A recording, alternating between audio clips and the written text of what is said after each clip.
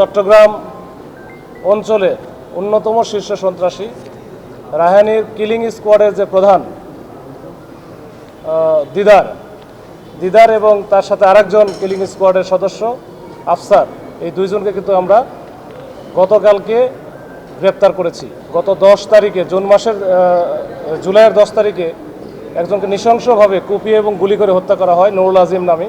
আর সর্বশেষ জোরারগঞ্জের একটা ঘটনা আছে, যেখানে একজনকে হত্যার উদ্দেশ্যে গুরুতরভাবে কুপিয়ে জখম করা হয় এবং সেখান থেকে আমরা একটি পিস্তল উদ্ধার করি।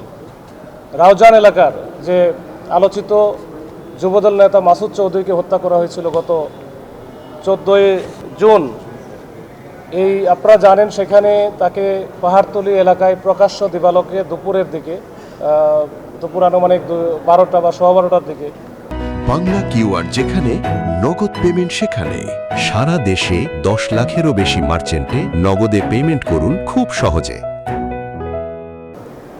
কয়েকজন সন্ত্রাসী এসে প্রকাশ্যে একেবারে শত শত লোকের সামনে গুলি করে হত্যা করা হয় এবং সেই ভিডিওটা সব দিকে ভাইরাল হয়ে যায় এবং সেখানে কয়েকজনকে 4-5 জনকে অস্ত্র হাতে গুলি করতে দেখা যায়।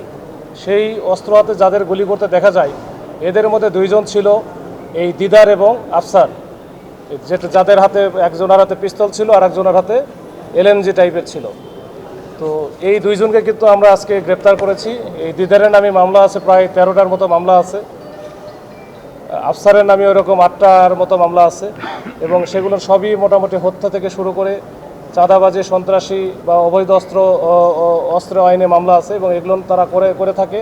বা যারা চাঁদাবাজ আছেন এবং যারা বিভিন্ন রকমের অপরাধ কর্মের সাথে জড়িত তাদের পিছনে এই জেলা গোয়েন্দা পুলিশ এবং তথা জেলা পুলিশ আমরা কিন্তু একেবারে লেগে আছি এবং তাদের বিরুদ্ধে ধারাবাহিকভাবে অভিযান চলছে, এখনও চলছে।